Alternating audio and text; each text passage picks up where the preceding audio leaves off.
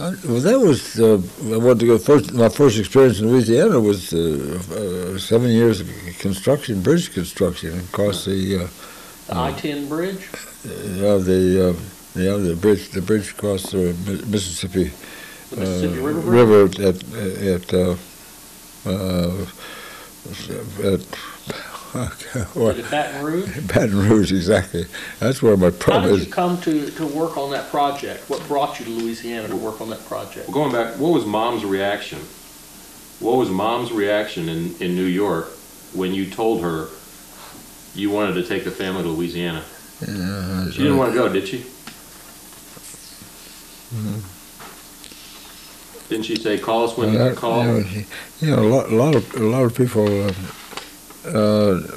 don't. The people in this is also, but the people in northeast states in Vermont, for example, do not want to transfer. They'll stay with their folks. They'll stay with the folks if there's not enough money staying where they are. They won't get promotions if they don't move. So they say, "Guy, I don't get promotion. Fine, I stay with my uncle or something." And so if you're ambitious at all, you want to go wherever you're asked to go, and this was a case of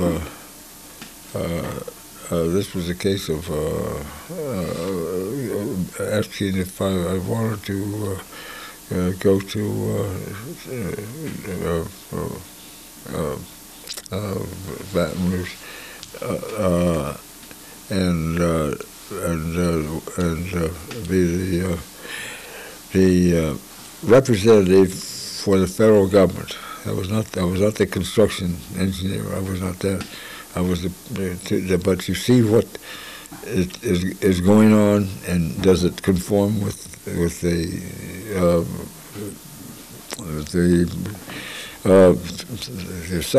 you get a separate piece of literature that has to do with the project like that, and it might not conform with what you think or anything. So I mentioned it one time that this was a case of this incident was a case of I was over there watching them. They were spraying these girders, and the specifications clearly said they will be hand painted. At the end, the person who wrote the specifications is a believer in hand painting and not spraying. And so I went over there, and they were spraying away over there. And I wrote, and I went back to the office and told them about that. And they said, you have to change that. You have to change that right now. And he said, I didn't know that was in the specs, which was a ball face lie as far as I was concerned. And he said, we'll do that, we'll change that. But that's what I was on the I just visit them maybe once a week. I'd visit them. But I had a number of other small bridges in the state to visit at the same time that they were building up. What was the impact on your family life and your personal life and the direction that your life took of the decision to move to Louisiana?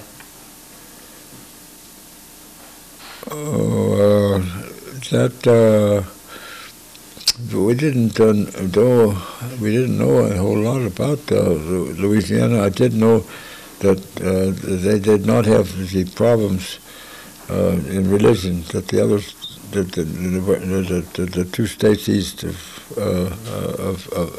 us were having with whatever it was. I forget what it was, but I knew that Louisiana was an open type of. There were broad-minded people in Louisiana, and so I didn't know that much about it. And I said, well, it can't be all bad to go down there, and so I wanted to do that. And the children, I never got an objection from anybody. Life in New York. We went from New York, winters were difficult, and they knew that, so they got down south. It didn't take them long to Margaret came up to me one day and said, we all decided we want to stay down here. So they did. They all stayed down here from New York. They spread from Florida to New York, from Florida to Texas. And so then I saw no reason that I should be staying up in New York when the family's all down south. So I did transfer down south, and I came to like it very much here. That's the last one. That's true. That is the last one with the clearance on it and the depth. You walked across that bridge, I understand? Yes, I did. I can't tell you. Then I'll have to guess again as to what the height of it's a lot. It's very high up off the water, and then an extra 40 or 50 feet of superstructure does something else. So then I had the desire to walk across there just for the fun of it. And when it came time toward the end of the construction, I decided to do that, to walk across there. There was a ladder, there were steps climbing up to it, and when you get up to the top of it, there was a cable, about 3 or 4 feet off the top girder, and so you can hold on to that. But it's a good thing that it was there, because the wind is pretty strong. When the wind comes down the river, and it's strong all the time. When you get up that high, it's strong. So I did. I walked across that. I told them that I wanted to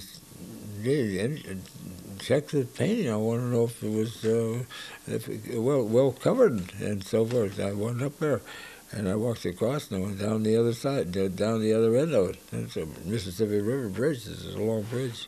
You crossed over it on one side and then came back and crossed over it again on the other? I don't remember doing that. I don't remember doing that. Walked across the top of the tower. What? You just walked across the top of the tower. I just walked across the top one time, from one end down to the other end and down, as far as I remember. And that was enough. What was reaction when she heard that was enough. So then I told Norma about it when I got back there, because I knew darn well she would object to it, and so I thought it was safe, and so I did. Her reaction. She didn't take it too favorably. She just didn't, but she didn't complain about it too much. It was all over with. Pretty quick. She was a good sport, and she couldn't do anything about it if it had been done. Everybody knows that these routes are constructed by with federal money, and so my life has always been in relation to those, because federal government I would deal with federal government construction, and so they picked the larger bridges down. Sometimes you can get some low bridges too, but I mean the outstanding ones are always large and big. So I enjoyed the life that I could have by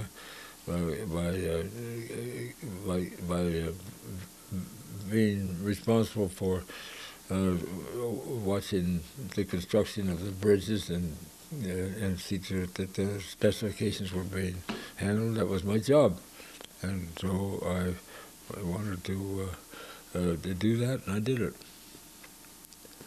None of my bridges have fallen down. There's one with the Mississippi River. I really felt my responsibility was from where you can get on the bridge. Now, I don't mean the approaches to it. I mean on top of the bridge. My responsibility was from one end of the bridge to the other end. But forever they had problems with traffic on either end of that bridge, It was not. It went in, just goes right into town. You know, the end of the bridge goes right into town. Well, good. You got to have some very sharp turns to get down out of there. So, I had nothing to do with the design of that part of the bridge.